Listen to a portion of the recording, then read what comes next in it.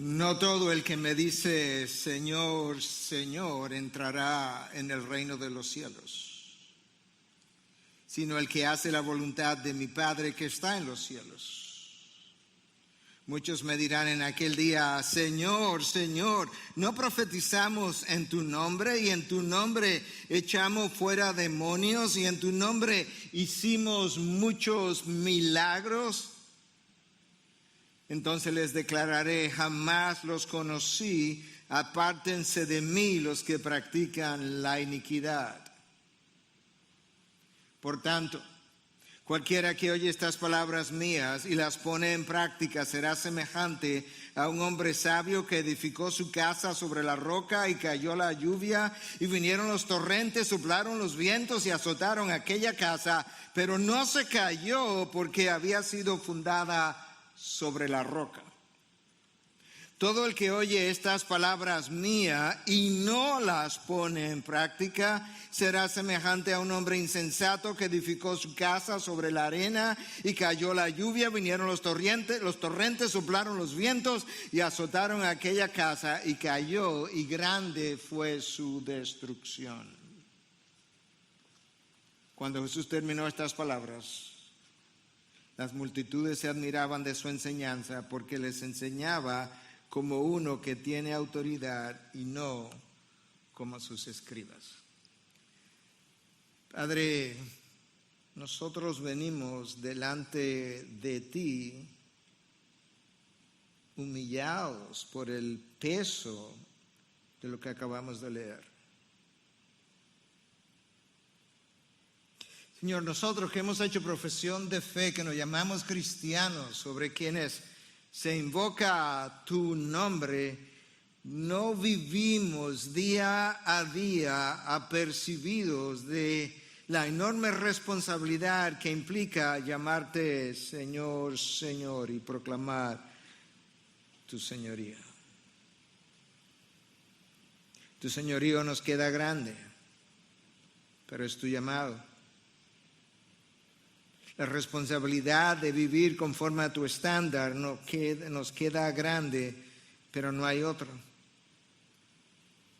Tu amor nos queda grande, pero tenemos que responder a él. En esta mañana yo te pido que tú le ayudes a tu siervo a poder honrar el texto que tú tienes para nosotros. Él conoce la pecaminosidad de sus labios. Él conoce que tú lo encontraste en el lodo cenagoso y lo limpiaste. Él reconoce que él vive en necesidad de ser limpio todos los días. Permite que este texto, una vez más, nos encare, nos evalúe, nos dé un veredicto y que nosotros tomemos una decisión. Te lo pedimos en Cristo Jesús. Amén. Amén. Bueno, el texto que yo acabo de leer, como algunos de ustedes o muchos conocen, es parte del sermón más famoso que Cristo jamás haya predicado. Nosotros le conocemos como el Sermón del Monte. Mateo lo recoge en los capítulos 5, 6, 7 del Evangelio que lleva su nombre. Y la manera como Mateo inicia su narración es esta. Cuando Jesús vio a las multitudes, una vez más, grandes cantidades de personas, subió al monte y después de sentarse, sus discípulos se acercaron a él y abriendo su boca les enseñaba diciendo. Si tú conoces bien este sermón, Cristo inicia el sermón de una forma muy atípica, inicia y termina, porque Cristo inicia a 30,000 pies de alturas con las bienaventuranzas, a una enorme velocidad y no parece descender en ningún momento. Y de repente Él hace un aterrizaje del sermón con mucho más velocidad que la que Él comenzó. Eso no es típico de ningún sermón, de ningún predicador. Y lo predicó con una autoridad que jamás había sido vista. Él se para allí y dice, habéis oído decir, pero yo os digo. Los rabinos anteriores y los rabinos contemporáneos de Jesús se paraban a disertar basando su autoridad en rabinos anteriores. Por aquí hay un rabino que se atreve a predicar, que se atreve a enseñar, haciendo alusión a su propia autoridad, apelando a su propia autoridad. Y en la medida en que Cristo avanza a su mensaje, Él parece radicalizar lo que Él tenía que decir y nos ofrece 3 figuras de contrastes. Voy a hablar de una, pero en esencia del capítulo 7, en el capítulo 7, de los versículos 13 al 14, Jesús nos habla de 2 puertas, una amplia y ancha que lleva a la perdición y por la cual entran muchos. Y luego nos habla de una puerta estrecha y angosta que lleva a la vida por la cual transitan muy pocos. ¿Notaste el contraste entre la ancha, pero donde pasan muchos, subraya muchos, y pocos por la puerta estrecha y angosta? En ese mismo capítulo 7, del 15 al 20, que es el texto que precede al que yo acabo de leer, Cristo habla de 2 tipos de árboles para referirse a los falsos maestros y nos dice que por sus frutos los conoceréis. Y entonces nos habla de cómo un árbol bueno no puede producir frutos malos y a la inversa, cómo un árbol malo no puede producir frutos buenos. Por tanto, por sus frutos los conoceréis. Y él concluye esa sección diciendo en los versículos 19 y 20, todo árbol que no da buen fruto es cortado y echado al fuego. Ya tú sabes lo que eso significa. Así que por sus frutos los conocerán. Ahora, en el texto que yo acabo de leer, del versículo 21 al 29, Cristo habla de 2 grupos de creyentes. Unos que le llaman Señor, Señor, pero no hacen lo que Él ha ordenado, y otros que sí parecen poner en práctica la voluntad de su Padre. Entonces, para comparar esos 2 tipos de creyentes, Él nos habla de una parábola y nos habla de 2 constructores, uno que cavó hasta llegar a la roca y el otro que no se preocupó por hacer tal cosa, sino que simplemente construyó sobre la arena. Cristo siempre se presentó como una bifurcación en el camino que te obliga a tomar una dirección o la otra, todo el tiempo. Isaías 8:14 le llama a ese Cristo piedra de tropiezo y roca de escándalo. 750 años antes de que Él viniera, el profeta mesiánico del Antiguo Testamento le llama a ese Cristo que vendría piedra de tropiezo y roca de escándalo. Pablo cita dicho pasaje en Romanos 9 y Pedro también lo cita en su primera carta en 2:8. Ese no es el Jesús de la iglesia de hoy. Ese no es el Jesús de nuestros días. Lamentablemente, el Jesús de nuestros días salva, pero no condena. Es un Jesús que perdona, pero nunca reprende. Es un Jesús que en su gracia sana, pero nunca hiere. Es un Jesús que no es lento para la ira. No, Él perdió su ira. Es otro Jesús del que la Biblia habla. Es un Jesús que siempre entiende mi pecado, pero nunca me disciplina por mi pecado.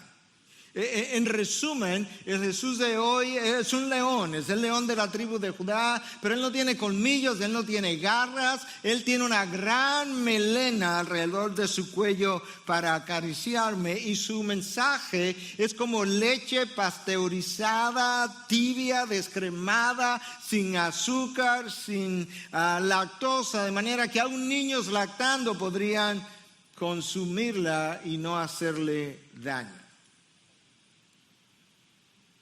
Ahora, ese no es el Jesús al que temían los demonios.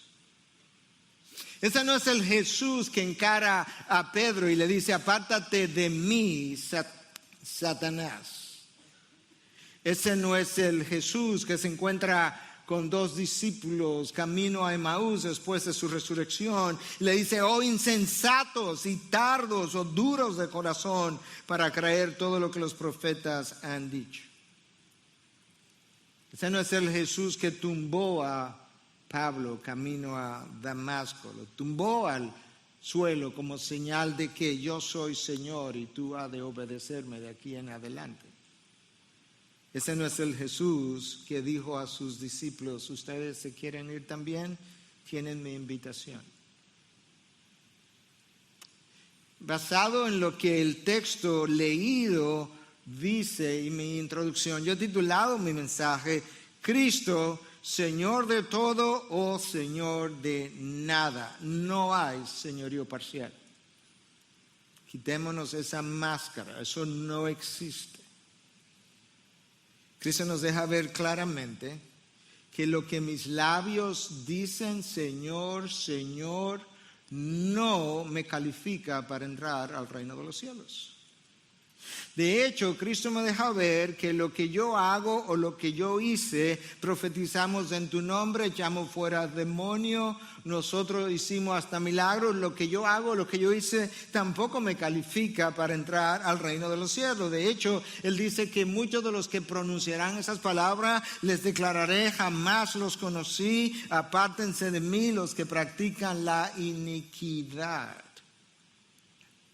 La palabra traducida ahí como declararé, homologio en el original, era una palabra usada en las cortes judiciales para hablar de la declaración de un veredicto. De manera que ese es el veredicto de Cristo sobre gente que supo decirle en aquel día, el último día: Señor, Señor. Gente que hizo aparentemente buenas obras con malas intenciones.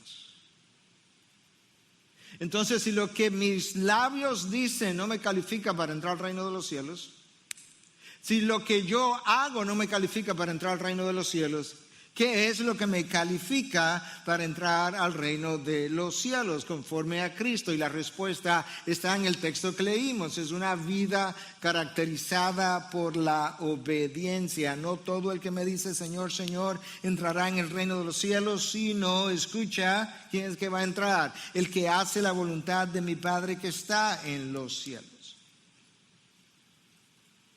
Lucas tiene un mensaje paralelo.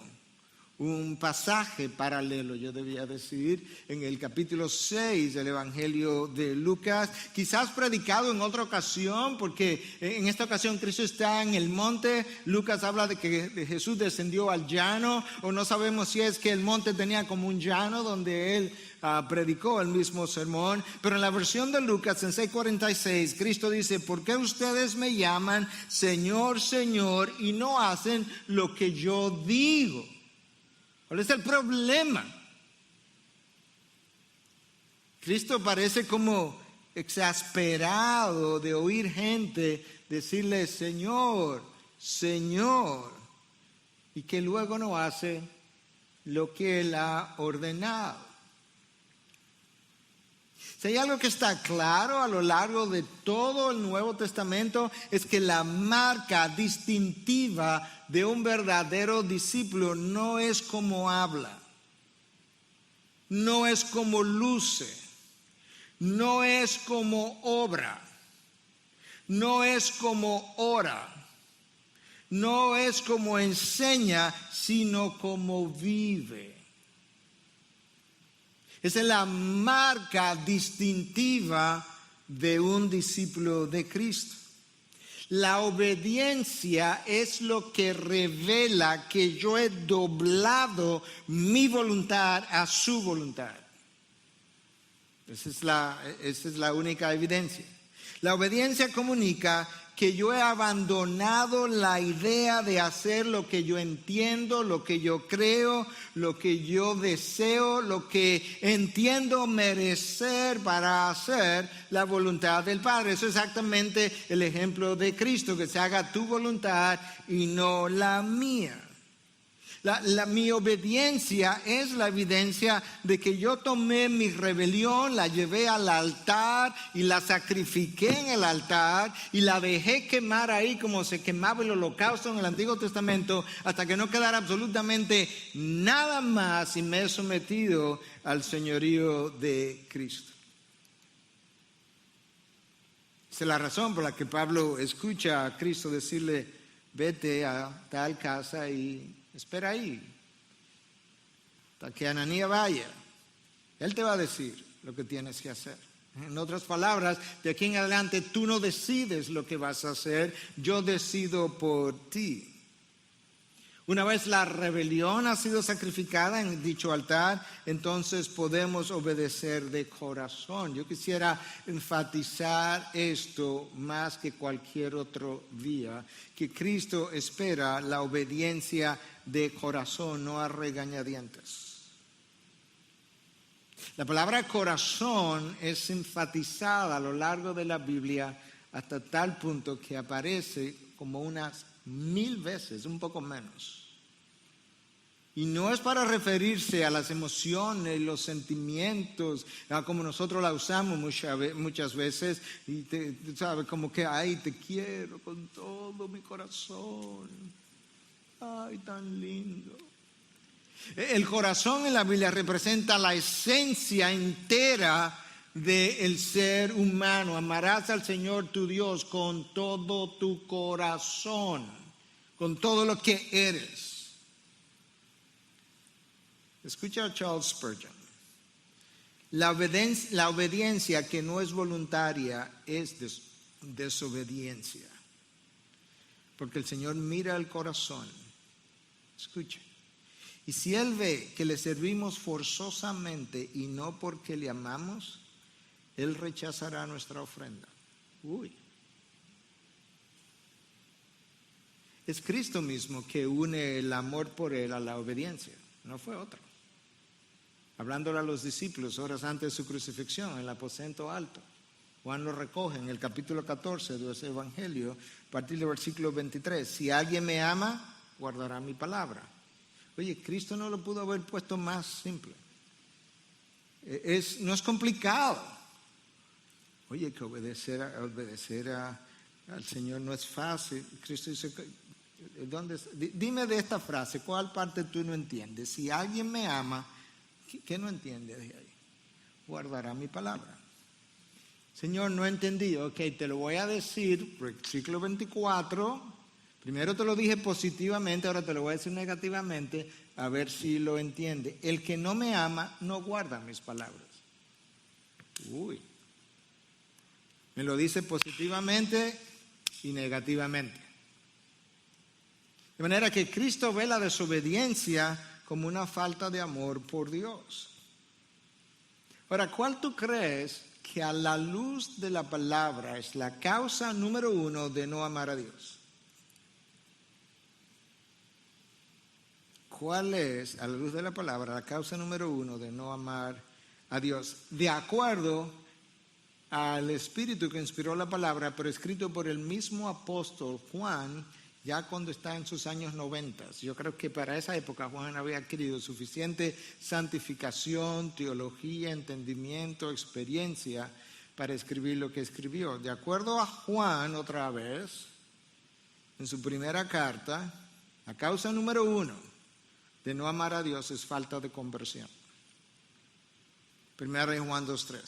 Y en esto sabemos, subraya la palabra sabemos, que hemos llegado a conocerle si guardamos sus mandamientos. Uy.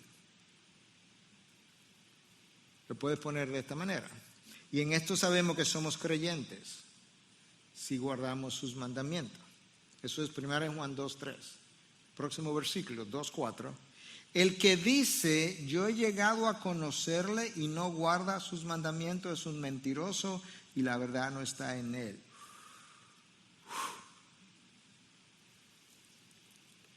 A mí me sorprende cómo Cristo en el aposento alto, y Juan registra esas palabras, dice las cosas que dice positivamente y negativamente, y ahora Juan, cuando tiene 90 y tantos años, está diciendo la misma cosa positivamente y negativamente. En esto sabemos que hemos llegado a conocerle si guardamos sus mandamientos. El que dice yo he llegado a conocerle y no guarda la parte negativa y no guarda mis mandamientos es un mentiroso y la verdad no está en él.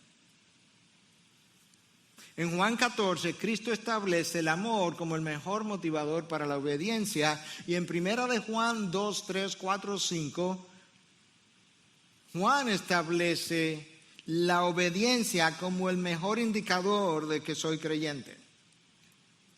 ¿Okay? Juan 14 establece el amor como el mejor motivador para la obediencia. Primera de Juan 2, 3, 4, 5 establece ahora la obediencia como el mejor indicador de que he llegado a creer. Mira cómo lo dice la Nueva Traducción Viviente. Podemos estar seguros de que conocemos a Dios si obedecemos sus mandamientos.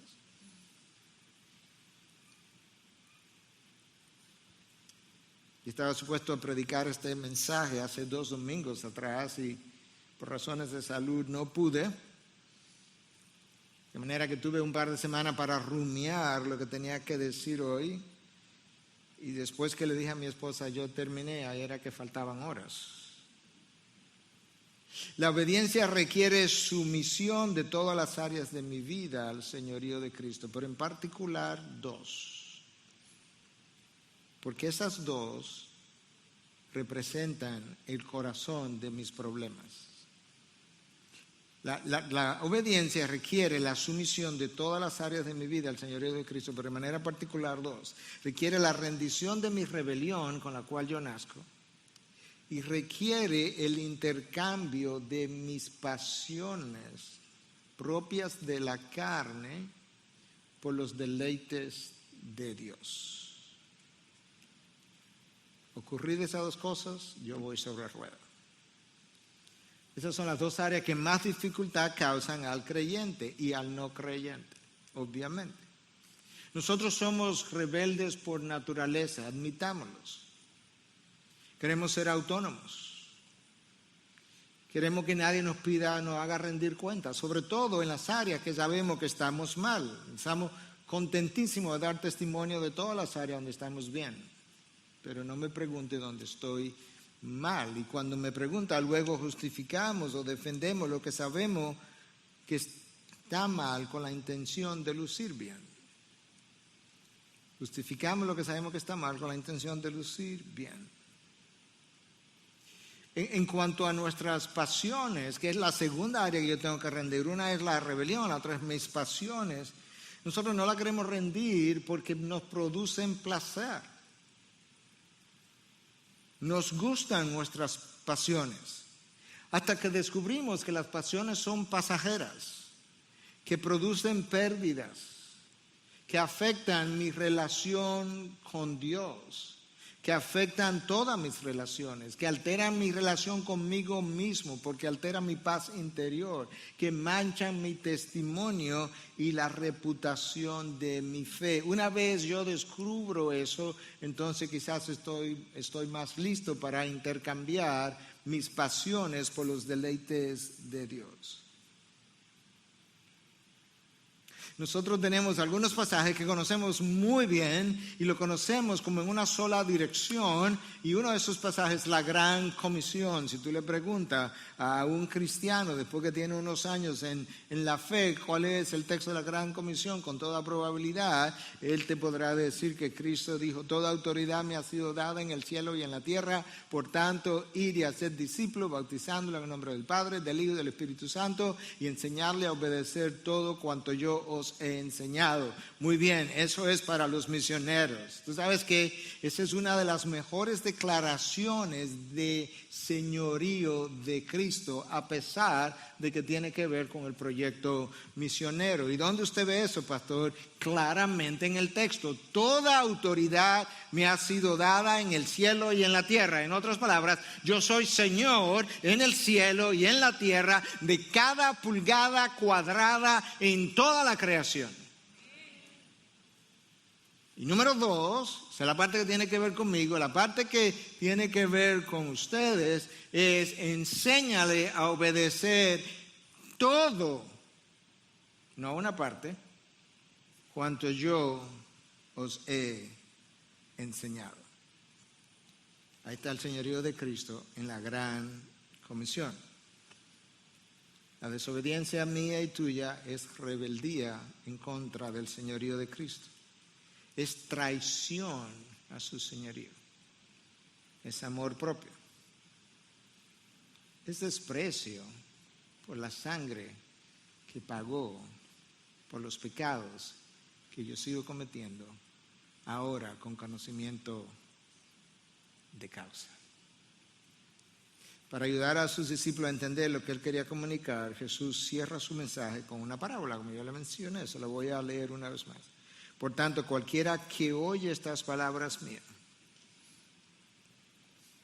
en el original dice, cualquiera que me oye estas palabras, es como el énfasis, no está tanto en las palabras, sino en mí, en el original. Cualquiera que me oye estas palabras y las pone en práctica, será semejante a un hombre sabio que edificó su casa sobre la roca, y cayó la lluvia y vinieron los torrentes, soplaron los vientos y azotaron aquella casa, pero no se cayó. No, claro que no, porque había sido fundada sobre la roca. Él, por tanto, me dice que esto es una conclusión, ya él venía hablando, tiene 3 capítulos a 30, 40, 50, 60 mil pies de altura a toda velocidad y está aterrizando aún a mayor velocidad. Por tanto, ya él había hablado de 2 puertas, una ancha, una estrecha, había hablado de 2 tipos de árboles, uno bueno, uno malo, había hablado de 2 tipos de seguidores, uno que le dicen Señor, Señor, pero no obedecen la voluntad del Padre, y otros que sí hacían la voluntad del Padre. Ahora él se propone ilustrar cómo es que estos 2 seguidores lucen. Él dice, ok, te voy a hablar de 2 constructores, uno construyó sobre la roca y el otro sobre la arena, pero esos son 2 tipos de personas que tienen características en común y tienen una característica diferente. De acuerdo a lo que leímos, esas 2 personas de que Cristo nos habla tienen en común el hecho de que ambas oyeron las mismas palabras. Ambas oyeron las mismas recomendaciones.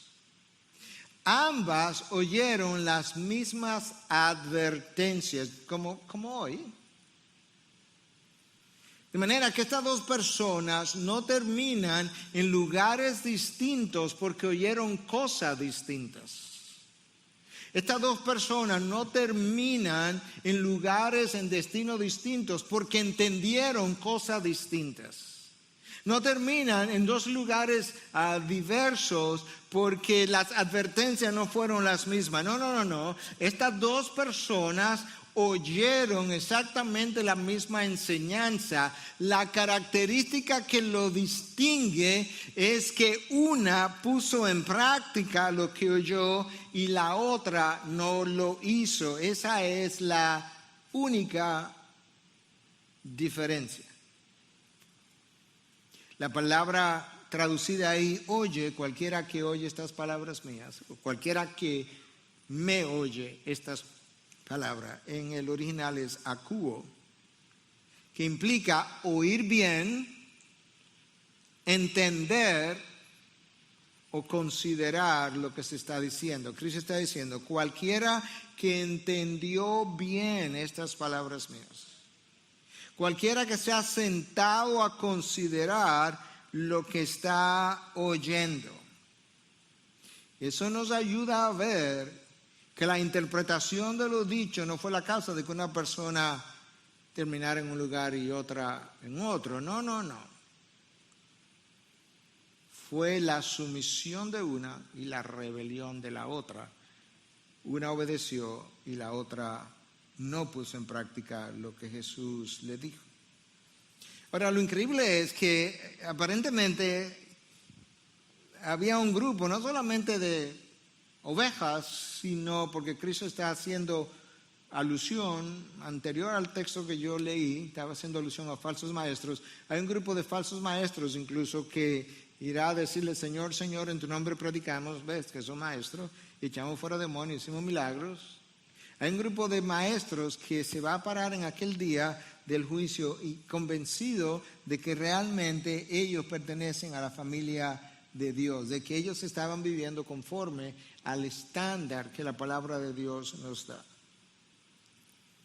Y eso nos dice a nosotros que ciertamente el ser humano es un maestro del autoengaño y de la autodecepción.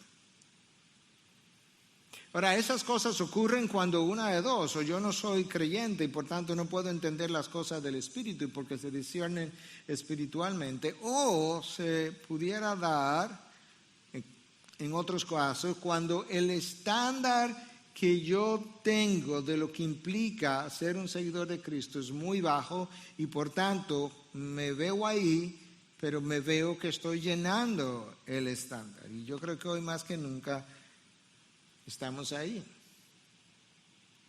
Yo creo que la pregunta que tenemos que considerar, yo incluso la posteé esta semana, ¿nosotros somos personas que creemos la Biblia o somos personas que vivimos la Biblia?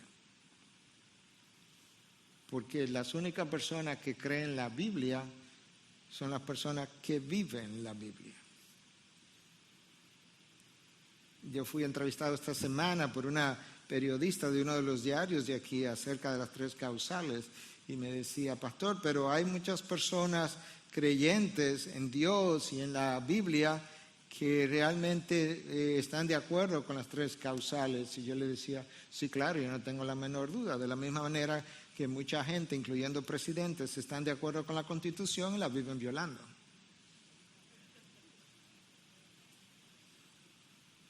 Pero no la creen. Tú crees lo que vives. Solo el que vive la Biblia la cree. Cristo le habló de estos 2 constructores. Uno construyó para que su obra durara sobre la roca. El otro construyó para que su obra luciera sobre la arena. Que luzca bien.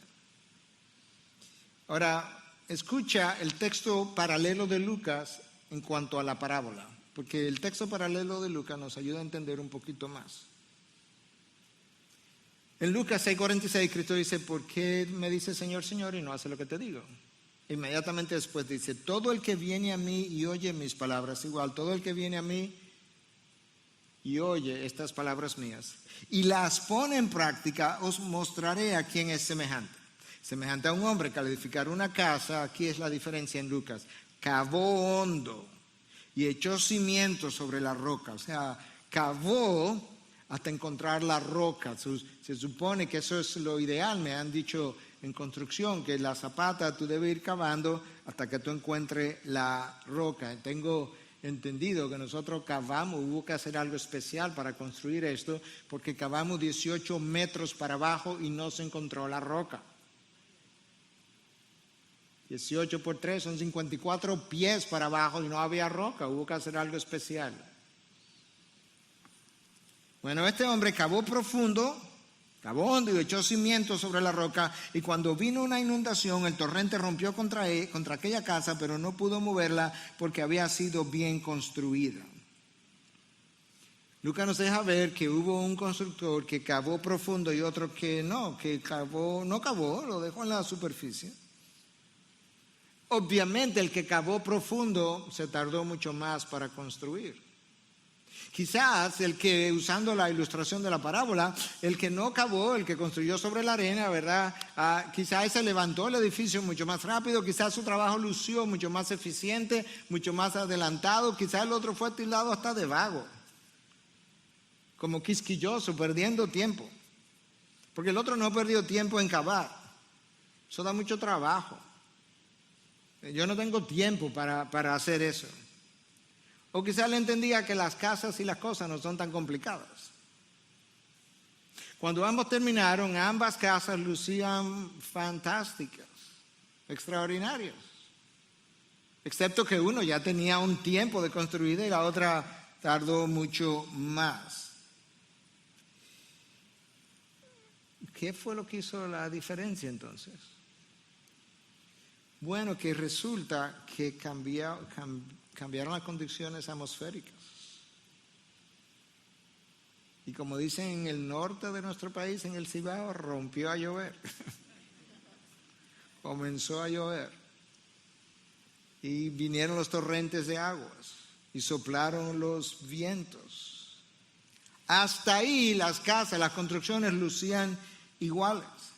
Pero cuando llegaron los vientos y llegaron los torrentes de agua y comenzó eso a batir contra la construcción, pues una permaneció y la otra se derrumbó. En el contexto de la parábola, lo más probable es que esas condiciones del torrente de agua, los torrentes de agua y el viento soplando representaban el día final, el día del juicio. En aquel día me dirán, pero si tú amplías la aplicación, también esos torrentes de agua y esos vientos pudieran asemejarse a la prosperidad y la fama. Soy ahora creyente, he hecho una profesión de fe, pero de repente mi vida se ha hecho próspera y mi nombre ha ido tomando altura y fama, y de repente yo encuentro que eso socavó mi fe y me derrumbó. A veces son simplemente las pasiones de la carne en momentos coyunturales donde no tuve suficiente dominio propio para poder manejarlas, y me mostraron que mi amor incondicional por el Señor, que me lleva a obedecerlo, no estaba allí. A veces el costo de seguir a Cristo en este mundo lo considero muy alto, es difícil de pagar, y abandonamos la carrera tratando de pagar un precio menor aquí debajo para luego tener que pagar un precio mucho mayor y eterno en la otra vida. No olvides que esas dos construcciones representan dos vidas o dos personas. Una fue un simple oidor y la otra un hacedor. Santiago habla exactamente de lo mismo, con el mismo lenguaje.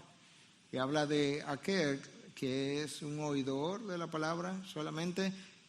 Es como un hombre que se para frente a un espejo y luego sale, ¿verdad? Y luce como que está bien, se piensa que está bien, pero él se olvidó cómo que lucía frente al espejo. Porque él era simplemente un oidor. Pastor, pero ilústreme eso en la práctica. Ok, ya que me preguntaste, te voy a decir. Quizás ambos creyentes van a una iglesia. Es más, quizás vienen a la IBI. Quizás ambos ofrendan o diezman. Quizás ambos están en grupos de pareja. Quizás están en el mismo grupo de pareja. Quizás son jóvenes que están en M aquí, jóvenes profesionales solteros. O son adolescentes en el grupo GAP, o son universitarios en el grupo YA de esta iglesia. Quizás ambos vienen a las reuniones de oración. Quizás ambos levantan las manos a la hora de adorar. Quizás ambos han hecho profesión de fe, pero solamente uno tiene posesión de la fe. Quizás ambos se bautizaron, quizás lo bauticé yo. Quizás ambos han aprendido el lingo, hermano, siervo, gloria a Dios, aleluya. No, para la gloria de Dios, hermano. Quizás ambos dicen amén a los sermones del pastor. Pero, ahí viene usted con sus peros, pastor. En su casa, en su trabajo, en sus círculos sociales, en sus finanzas, sus tarjetas de crédito, sus libretas de cheque, en las páginas web que visitan, en las películas que ven, en alguna de las series de Netflix, o en su Facebook, o en otras de las redes sociales. Las cosas que publican lucen de una manera en uno y de otra manera en el otro. Con cierta frecuencia alguien me manda algo y dice, pastor, mire lo que publicó fulano o fulana. Externamente y frente a los hermanos, esas dos vidas se parecen. El problema es que a nivel de sus zapatas son tan distintas. Una es rocosa y la otra es arenosa. Uno oyó y no hizo caso, el otro oyó y puso en práctica lo que oyó. La pregunta es por qué en ese día final de revisión Cristo tendrá palabras tan duras como las que leímos. Y la respuesta pudiera ser sencilla. Mientras escuchabas mis palabras, escucha, ignorabas las implicaciones de mis palabras. Los mensajes, los sermones, los libros, los devocionales que ustedes leen, que yo leo, las fraseologías que leemos, a las cuales decimos, esto sí está bueno, déjame mandárselo a fulano, tienen implicaciones para mi vida de obediencia. Y quizá Cristo pudiera decir, bueno, el problema es que escuchaste mis palabras, leíste mis palabras, pero tú ignoraste las implicaciones. O mientras predicaba mi palabra, no vivías lo que predicabas. Porque decir amén a doctrinas correctas, cantar canciones correctas o aún oír los sermones correctos no me califica para entrar al reino de los cielos. Cristo dijo muy claramente, obediencia quiero y no sacrificios. Para nosotros los sacrificios son todas esas cosas que hacemos. Y Cristo dice, ¿sabes qué? Si me lo va a poner en la balanza, prefiero la obediencia a los sacrificios. Señor, Señor, en tu nombre. John Stott, una de las columnas del cristianismo del siglo XX-XXI, hace una buena observación con relación a esta confesión de Señor, Señor. Él dice, en primer lugar, es diplomática, le llaman Señor. En segundo lugar, es ortodoxa, porque afirman el señorío de Cristo, llamándole Señor, Señor. En tercer lugar, es ferviente, porque hay una repetición, y eso es como los judíos enfatizaban la importancia de algo, repitiendo la misma cosa, Señor, Señor. Y la confesión, en cuarto lugar, es pública. Profetizamos en tu nombre, enseñamos, hicimos milagros, echamos fuera demonios.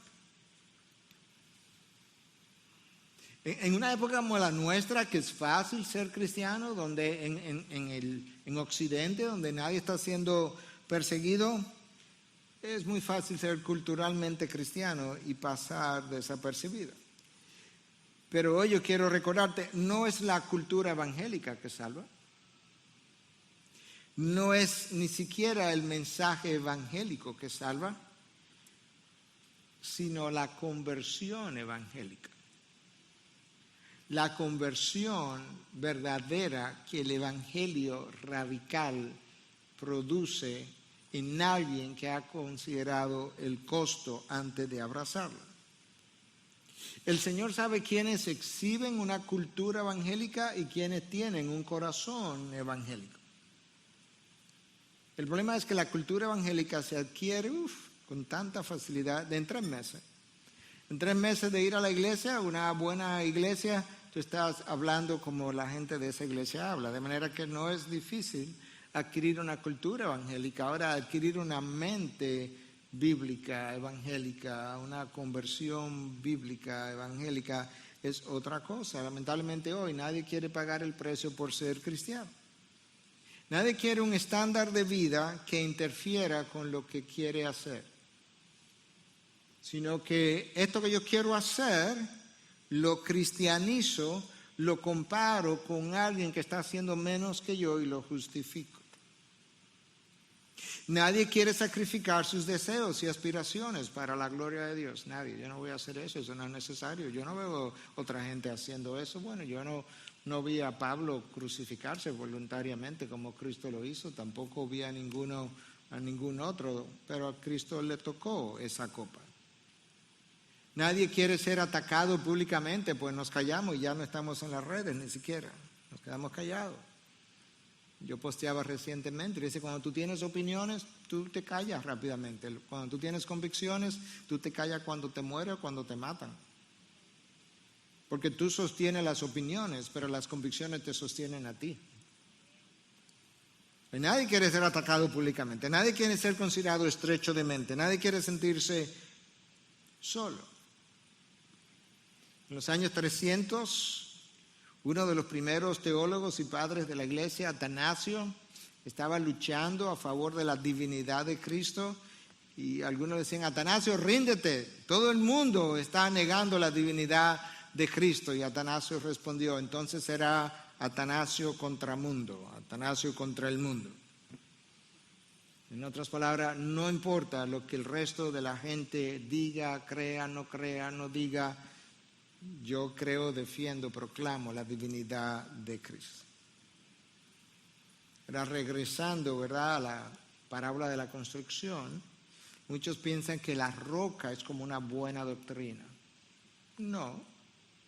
Y que la arena es una mala doctrina. Bueno, definitivamente la mala doctrina no puede ser más que arena, pero la roca sobre la cual yo construyo no es una buena doctrina, porque hay mucha gente confiando en su buena doctrina, y definitivamente buena doctrina, pero la fe está en la doctrina y no en el Dios que me dio la doctrina.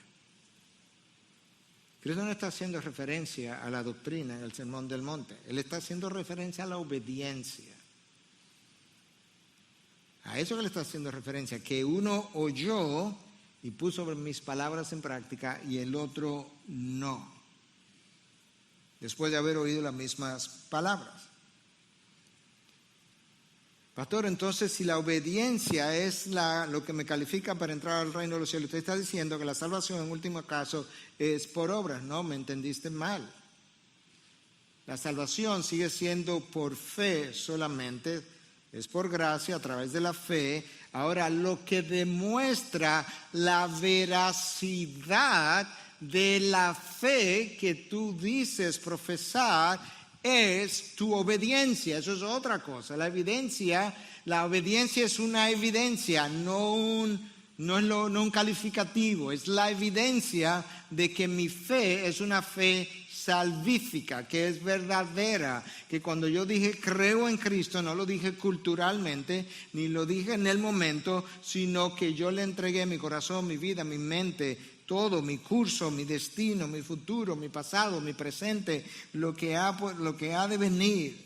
De manera que mi obediencia afirma su señorío y mi desobediencia niega su señorío. Cristo en otra ocasión quiso ilustrar exactamente lo mismo. Escucha cómo Él lo dijo en Mateo 21, versículo 28. Pero ¿qué os parece? Un hombre tenía 2 hijos. Y llamándose al primero le dijo: hijo, ve, trabaja hoy en la viña. Y respondiendo él dijo, no quiero. Pero después arrepentido fue. Y llegándose al otro le dijo lo mismo, pero él respondió y dijo: yo iré, Señor, y no fue. Cristo entonces dice: ¿cuál de los 2 hizo la voluntad del Padre? Ellos dijeron: el primero. Jesús les dijo: en verdad os digo. Lo que viene, déjame explicártelo para que lo entienda mejor antes de leértelo. Cristo en el contexto está tratando de ayudarles a entender que por cientos de años habían recibido ellos como judíos predicadores, profetas. Y después de haberlos recibido, ellos siempre diciendo amén, gloria a Dios, Jehová, aleluya, santo, santo, santo. Al final, cuando llegó la hora de Cristo encarnarse y venir a ellos, no obedecieron. Ese es el segundo hijo, el que dijo que sí y luego no obedece. El primer hijo representa a los gentiles. Los que nunca estaban creyendo en Dios dijeron no, pero después se arrepintieron y entonces obedecieron. Oye cómo Cristo continúa. Versículo 31, ¿cuál de los 2 hizo la voluntad del Padre? Ellos dijeron: el primero. Jesús les dijo: en verdad os digo que los recaudadores de impuestos y las rameras entran en el reino de Dios antes que vosotros, los judíos. Porque Juan vino a vosotros en camino de justicia y no le creísteis, pero los recaudadores de impuestos y las rameras le creyeron, y vosotros, viendo esto, ni siquiera os arrepentisteis después para creerle. Ese es el contraste. Pero tú ves que es lo que Cristo está enfatizando otra vez para entrar al reino de los cielos: es la obediencia como evidencia de que verdaderamente has creído. Juan 3:36, el que no obedece al Hijo, obediencia, la ira de Dios permanece sobre él. Cristo siempre estuvo preocupado con las multitudes, todo el tiempo. ¿Por qué le preocupaban? Porque él veía tanta gente y decía, no puede ser que toda esta gente esté realmente de que tan comprometida conmigo, porque yo sé lo que viene. Yo sé qué pasó con el milagro de los panes. Y yo sé de aquellos que solamente andan detrás de mí en busca de señales. Y por eso, en otra ocasión, ahora Lucas relatando, en Lucas 14, 25 al 27, otra vez, grandes multitudes. Te he leído por lo menos 3 pasajes donde multitudes, y Jesús preocupado y cargado con esta gente. Grandes multitudes acompañaban a Jesús y él volviéndose les dijo, o sea, tienes que ponerte en este escenario, que Jesús viene caminando, usualmente él iba caminando y enseñando, y hay gente que viene atrás. Entonces como que de repente él se percata que hay muchísima gente aquí atrás, y dice que él volviéndose, ahora las ve de frente, les dijo, ahora yo te voy a decir lo que Cristo le dice, porque él está preocupado con las multitudes. Si alguien viene a mí y no aborrece a su padre y madre, a su mujer e hijos, a sus hermanos y hermanas, y aún hasta su propia vida, no puede ser mi discípulo. El que no carga su cruz y me sigue, no puede ser mi discípulo. Pero ven acá, este rabino no quiere seguidores, porque esas no son formas de conseguir seguidores. Si tú sigues leyendo el texto de Lucas, que no seguí, Cristo entonces estimula a esa multitud a contar el costo. Y le dice, o sea, ¿quién comienza a construir una torre y no calcula primero lo que le va a costar, no vaya a ser que se quede a mitad de camino? ¿Y quién va a ir a la guerra sabiendo que vienen 10,000 soldados contra él y no va a calcular primero con cuántos soldados que él va a salir? Entonces le dice, no, tú tienes que contar el costo. De esa misma manera, a esta multitud, Cristo le está diciendo, a esta multitud, al que me escucha por las redes sociales, yo le estoy diciendo, tú tienes que contar el costo. No vaya a ser que a mitad de camino te quedes porque no contaste el costo y no estaba dispuesto a pagar dicho costo. Cristo de verdad que las multitudes le cargaban, porque él no quería, conociendo sus corazones, continuar hablándole en una dirección que ellas terminaran en la condenación sin haber sido previamente advertidas. Y entonces les resumen cuál es el costo. Tú tienes que, en el contexto de lo que es el lenguaje comparativo, tú tienes que estar dispuesto a odiar a tu padre, a tu madre, a tu mujer, a tus hijos. Ya ustedes saben lo que es el lenguaje comparativo, ¿verdad? O sea, nadie puede competir conmigo. No te estoy diciendo que los odie, porque yo quiero que tú ames aún a tus enemigos, pero escúchame, en el contexto de tu primer amor que te lleva a obedecer, en ese contexto, si tú no estás dispuesto a aborrecer a tu padre, a tu madre, a tus hijos, a tu mujer, es más, tu propia vida, nada puede competir con él, ni tus planes, ni tus deseos, ni tus aspiraciones, ni tus sueños, ni tu profesión, ni tus finanzas, ni tus anhelos, ni tus privilegios, ni tus derechos, ni nada en tu vida puede competir con el señorío de Cristo. Yo no sé por qué es que no lo hemos visto, porque está tan claramente expresado por Cristo en tantos pasajes. Yo tengo que ir cerrando, pero escucha uno más. Porque al final, este último, yo creo que es el que me va a ayudar a aterrizar en el contexto de esta pandemia. Tú sabes que tenemos meses sin despegarnos de qué es lo que Dios está haciendo en esta pandemia. En 9:62 de Lucas, Cristo le dice, nadie que después de poner la mano en el arado mira atrás es apto para el reino de Dios. ¿De cuántas maneras que Él nos va a decir que su discipulado tiene un costo y luce de una manera y que el costo es alto? ¿Qué tiene que ver eso con la pandemia? esta pandemia ha hecho que mucha gente mire para atrás después de poner la mano en el arado. Algunos están siendo pulidos. Otros están siendo filtrados y se están quedando en el colador. Otros aún están a prueba y no se sabe si van a pasar la prueba. Estoy convencido que algunos o quizás muchos jamás volverán a caminar con Jesús después de la pandemia. Esto no es un accidente en la historia de la iglesia. Muchas iglesias cerrarán. Se calcula ya que posiblemente, obviamente todo tiene que decirse con cuidado, posiblemente 1 de cada 4 iglesias cerrará en Estados Unidos como fruto de la pandemia. Si 1 de cada iglesia cerrará, o 1 de cada 5, o 1 de cada 6, el número que sea, es porque hay un grupo de creyentes que llenaba los asientos o los bancos y que dejaron de caminar y de congregarse y de hacer vida de iglesia y desaparecieron, y cuando ellos desaparecieron las iglesias.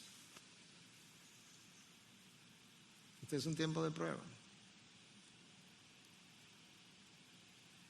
Este es un tiempo donde la fe de algunos se ha enfriado. Este es un tiempo donde la vida de oración de otros ha desaparecido. Este es un tiempo donde la necesidad de llenar el mandato de Cristo, de no dejar de congregarnos, donde esa necesidad muchos no la sienten porque nos hemos acomodado. Gente con más factores de riesgos están muchas veces en las iglesias que personas jóvenes sin ningún factor de riesgo. De manera que yo creo que en la providencia de Dios, este es un buen tiempo.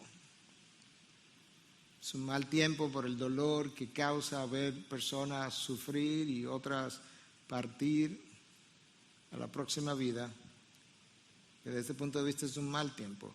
Es un buen tiempo de probar la calidad de los discípulos de Cristo o quién es verdaderamente un discípulo. Porque si hay algo que está claro en la palabra de Dios y en los labios de Cristo, que Él es Señor de todo o Señor de nada. Padre, te alabamos, bendecimos tu nombre.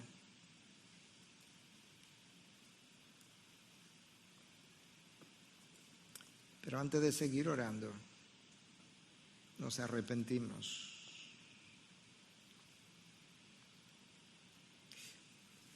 Porque no hemos considerado más seriamente lo que implica vivir tu señorío. Te doy gracias que tú nos das una palabra que nos invita a reflexionar cuando entramos y revisamos los textos que tienen 2000 años de historia, haciendo historia. Señor, yo creo que hoy es un buen día para renovar nuestro compromiso contigo, si así lo sentimos. Este es un buen día para pedirte perdón. Este es un buen día para arrepentirnos personalmente y colectivamente, si así tú has traído convicción a la vida de tus hijos. De manera que si el Espíritu de Dios te ha traído convicción en esta mañana, ya sea porque reveló que verdaderamente a la luz de lo escuchado y a la luz de lo que el Espíritu pudo haber hecho en ti, entendiste que no eres creyente o aún tienes dudas de tu conversión. Hoy sería un buen día para tú venir delante de Dios, pedir perdón por tus pecados en base al sacrificio de Cristo. Decirle, Señor, si hasta ahora yo creía que era tu hijo, pero hoy no lo soy o no estoy seguro de serlo, yo quisiera en el día de hoy, por los méritos de Cristo, por tu misericordia y ninguna otra cosa, pedirte perdón nueva vez y decirte, Señor, ahora yo no te invito simplemente a mi corazón, yo te entrego a ti mi vida incondicionalmente, con todos mis deseos, emociones, pensamientos, mi mente, mi voluntad, yo la doblo delante de tu voluntad. Pero quizás eres creyente, quizás estás convencido de que eres creyente, pero hoy te has dado cuenta, ciertamente soy un creyente en desobediencia del señorío de Cristo en esta área o en múltiples áreas de mi vida. Hoy es un buen día para decir, Señor, yo reconozco las áreas rebeldes de mi caminar y hoy vengo a doblegarme delante de ti y a decirte, tú ganas porque tú reinas. Yo pierdo. Yo muero mi propia vida y decido cargar mi cruz cada día. Si este es tu deseo de hacer esa entrega, ese nuevo compromiso, ese arrepentimiento, si es tu deseo, yo te pido que te pongas de pie y vamos a orar juntos.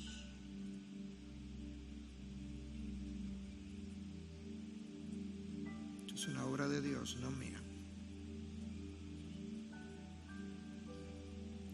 Esto no es presión psicológica o emocional, esto es convicción del Espíritu. Lo que tiene que ocurrir para que tenga valor.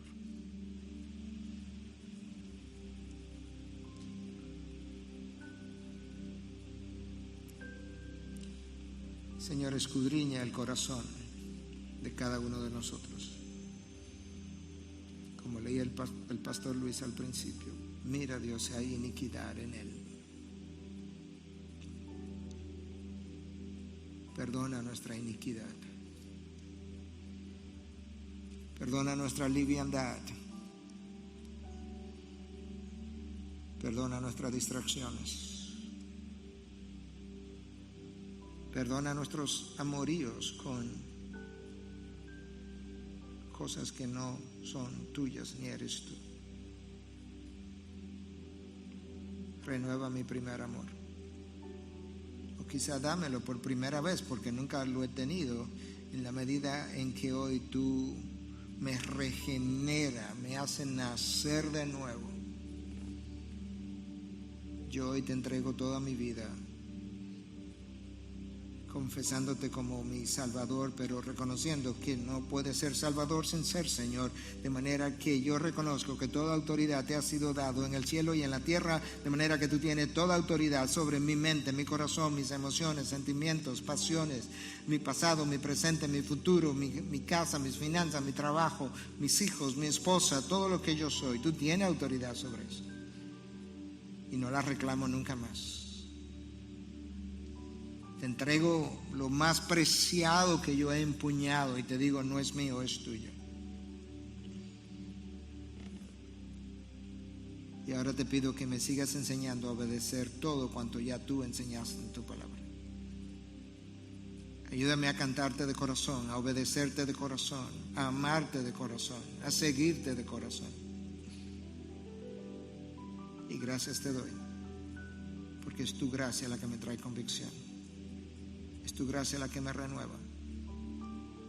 Es tu gracia la que me ayuda a entender lo que he escuchado. Ayúdame ahora en canción a cantarte parte de lo que he hecho hoy. Continúa renovando mi vida. Y gracias una vez más por Cristo Jesús. Su pueblo dice, amén, amén. Nos ponemos de pie.